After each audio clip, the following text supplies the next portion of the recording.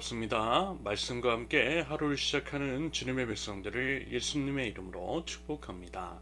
2024년 2월 21일 수요일 오늘 주신 말씀은 마가복음 5장 21절부터 34절까지입니다. 예수께서 배를 타고 맞은편으로 다시 건너가시니 큰 무리가 예수께로 모여들었다. 예수께서 바닷가에 계시는데 회당장 가운데서 야이로라고 하는 사람이 찾아와서 예수를 뵙고 그 발 아래에 엎드려서 간곡히 청하였다. 내 어린 딸이 죽게 되었습니다. 오셔서 그 아이에게 손을 얹어 고쳐주시고 살려주십시오. 그래서 예수께서 그와 함께 가셨다.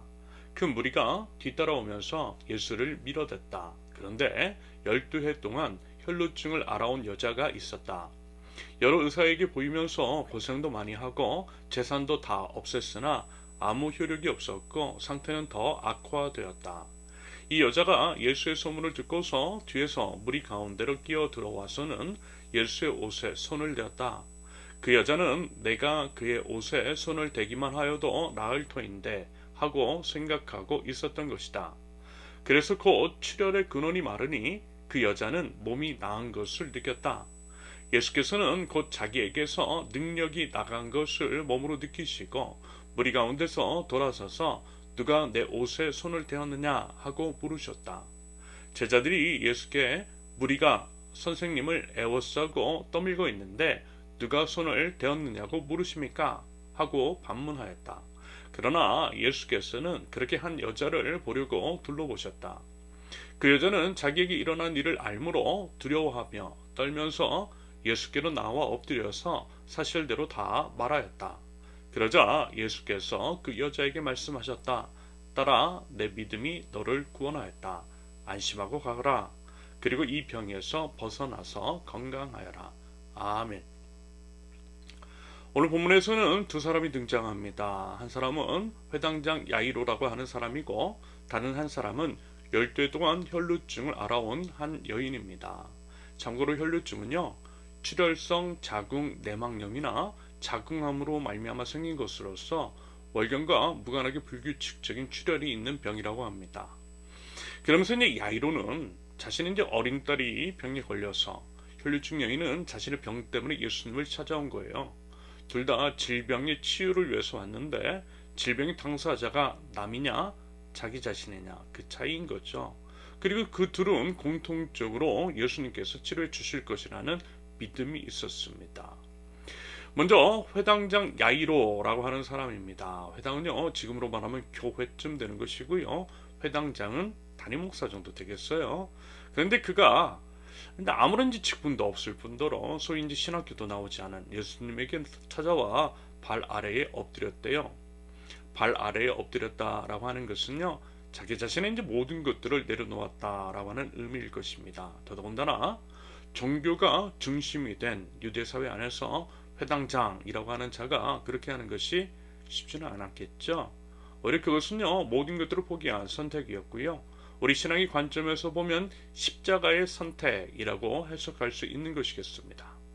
그렇게 할 수 있었던 것은 그만큼 절박했던 것이고 그만큼 딸아이를 사랑했기 때문이겠죠. 맞아요, 여러분. 예수님은요, 그것 보고 싶어 하세요. 주님은요, 우리에게도 물어보세요. 과연 절박하냐고, 정말 사랑하냐고, 그러면 그렇게 하는 것이 맞는 것이냐고 말입니다. 여러분 어떻습니까? 우리는 과연 절박해요? 우리는 정말 사랑하고 있어요? 그렇게 이제 우리 주님께 매달리고 있느냐라는 것입니다. 그 마음 있다면 체면이고 뭐고 생각하지 않지 않겠어요? 그저 모든 것들을 주님 발 앞에 내려놓고 엎드릴 뿐이겠죠. 우리가 주님께 그 믿음을 보여드릴 때에 예수님께서 야이로를 따라 나서신 것처럼 우리 예수님께서도 우리에게 동일하게 나서 주실 것입니다. 부디어 그 믿음 보임으로써요, 주님의 일하심을, 주님의 따라 나서심을 기대할 수 있기를 바랍니다.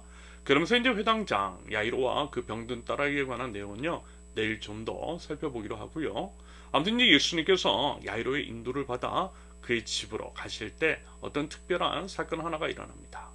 그것은 누군가가 예수님의 옷자락을 만졌던 것이고요. 이에 대해서 예수님께서 한 말씀하세요. 사실 모든 것을 다 알고 계신, 다시 말해서 이제 전능하신 주님께서 이 일을, 그리고 이제 누가 한 것인지를 모를 리 없으셨겠지만, 그럼에도 예수님은요, 누가 자신에게 손을 댔는지 예수님을 둘러싼 수많은 군중들을 향해서 말씀하셨던 것입니다.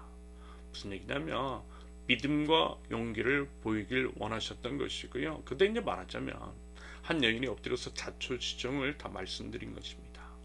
예수님을 비롯한 수많은 사람들 앞에서 자신의 믿음과 주님의 일하심을 증명해 보인 거예요. 여러분, 우리가 그런 일을 해야 되는 거예요. 믿음을 보이고 믿음으로 일어난 역사들을 사람들 앞에서 증명할 줄 알아야 한다라는 것입니다. 자, 그러면요, 한번 생각해 볼까요? 혈루증에 걸린 그 여인에 대해서 말입니다. 여러분 어떠세요? 그 여인에게 한번 이제 우리를 자신을 한번 대입해서 생각해 보자라는 것입니다. 과연 그녀의 심정이 어땠을지를 생각해 보자라는 거예요. 여러분 불쌍했겠죠. 말도 못해요. 병에 걸렸는데 말도 못하는 것이 혈루증입니다. 여자인데 하혈이 멈추지 않는 거예요. 율법에서도 부정하다라고 명시해 놓았습니다. 업신여김 받았어요. 그런 부정한 자가 사람들 곁에 오면 죽임을 당할 수도 있었습니다. 그것이 정해진 율법이라는 것입니다. 그러니 과연 누구에게 자신의 이제 질병에 대해서, 혈루증에 대해서 말할 수 있겠느냐라는 거죠. 물론 할 수 있는 일들 다 해봤을 거예요. 치료하기 위해서 비용도 많이 치렀대요. 그렇게 이제 12년이나 흘렀다라는 것입니다. 그럼요, 여러분 상식적으로 생각을 해봐도 돈이 남아났을까요? 아니요, 아무것도 안 남았을 것 같아요. 26절을 보면 여러 의사들에게 보이면서 고생은 고생대로 하고 돈은 돈대로 다 허비했는데 효력도 없었고요. 상태는 오히려 악화되었다라고 합니다.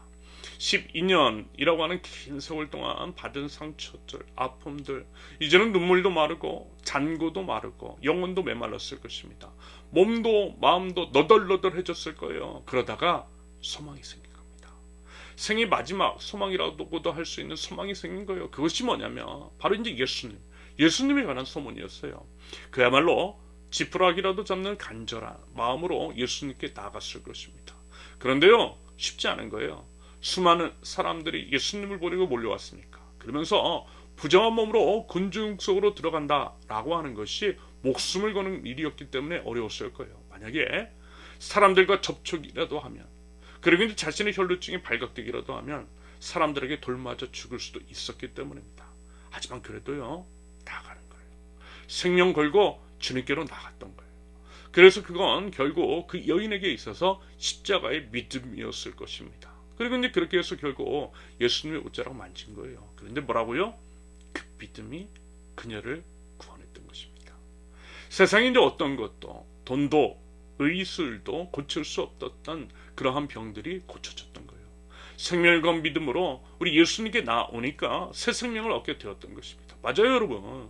우리에게 필요한 것이 바로 그것입니다. 생명을 건 믿음, 내 생명까지도 내동댕이 쳐버릴 줄 아는 믿음. 여러분, 예수님께서 지금 그 말씀하고 계시는 것입니다. 그 믿음을요, 우리들에게서도 보고 싶다라고 말씀하고 계세요. 그러면서 이런 얘기를 자주 드렸습니다. 성경은 단순하다고 그랬죠. 같은 이야기의 반복이라고 했습니다. 그러므로 앞으로 이러한 이야기가 계속 반복될 것입니다. 앞선 회당장 야이로도 자신의 생명과 같은 지위를 내동댕이 치고 예수님의 발 앞에 엎드렸고요. 열대된 혈루증에 걸린 여인도 생명 걸고 예수님의 옷자락을 만졌습니다.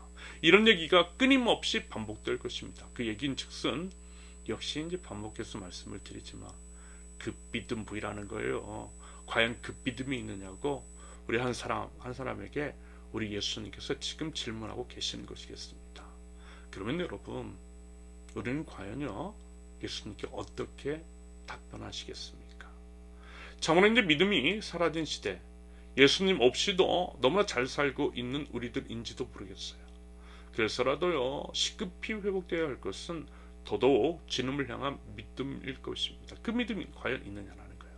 부디 예, 주님 이라고 당당하게 외칠 줄 아는 그런 믿음의 백성들이 되실 수 있기를 바랍니다. 마지막으로 말씀을 이제 준비하면서 어떤 이들이 생각났어요. 지난주에 요즘은 돈만 있으면 웬만한 것들은 다 고친다고 했어요. 그만큼 의료 기술이 발전했다고 했습니다. 그런데요, 그럼에도 안 되는 것들도 있어요. 그로 인해서 고통받고 있는 자들이 분명히 있습니다. 예를 들면 열두해 동안 수많은 의사들을 찾아갔지만 상처만 받고 돈은 다 잃고 증세는 악화된 사람들이 우리 주변에도 분명 현재에도 분명히 있더라는 것입니다. 저도 이제 그런 사람들을 몇 명 알고 있어요.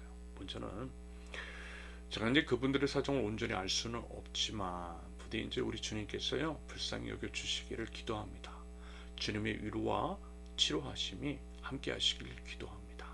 그리고요 교회 공동체가 그들과 함께 할 수 있기를 바랍니다. 그러면서 이제 조심스럽지만 이런 말씀을 드리고 싶어요. 사람으로서는 불가능한 일이기 때문에 하나님께 매달려야죠. 하나님께 매달리라고 그 믿음을 보이라고 진짜 믿음을 보이라고 말씀하시는 것일 수도 있겠다라는 생각이 들었습니다. 다시 한번 이제 말씀을 드리지만요. 이런 말씀을 드리는 것은 참으로 조심스럽습니다. 또 하나의 희망 고문이 될 수 있고요. 그래서 이제 더 힘들게 하는 것일 수 있기 때문입니다. 그래도요. 우리 한번 믿음 가져보자고요. 그리고 함께 기도해 보자고요. 믿음 가지고 우리 예수님의 옷자락을 만져보자고요. 그러면 분명 우리 주님께서 반응하시고 말씀을 건네주실 것이고요. 주님의 선한 길로 인도하여 주실 줄로 믿습니다. 우리 한번 꼭 그래봐요. 바라기는 우리 주님께 생명이 있음을 믿고 생명을 거는 믿음으로 우리 주님의 옷자락을 만질 줄 아는 저와 여러분들 참 믿음의 백성 세우는 길 모든 권속들이 되실 수 있기를 예수님의 이름으로 축원합니다. 함께 기도합니다. 하나님 아버지께 생명이 있음을 믿습니다. 모든 것들을 내걸고 오직 주님만을 바라보고 주님만을 믿고 나아갈 줄 아는 그 믿음을 우리 하나님 허락하여 주시옵소서. 예수님의 옷자락이라도 만졌을 때에 나음을 얻게 되는 줄로 믿습니다. 설령 제 모든 것들을 다 버리고 잃게 된다 할지라도 주님을 향한 믿음만큼은 지키게 하옵소서. 지금 이 시간에도 절망 중에 신음하는 이들 우리 하나님 불쌍히 여겨주시고 우리 하나님 그들을 일으켜주시고 그들이 주님의 옷자락 잡을 수 있도록 우리 하나님 믿음을 더하여 주시옵소서. 예수님의 이름으로 기도합니다. 아멘. 하나님께서 오늘 주신 말씀과 각자의 기도 제목을 놓고 우리 잠시 기도합니다.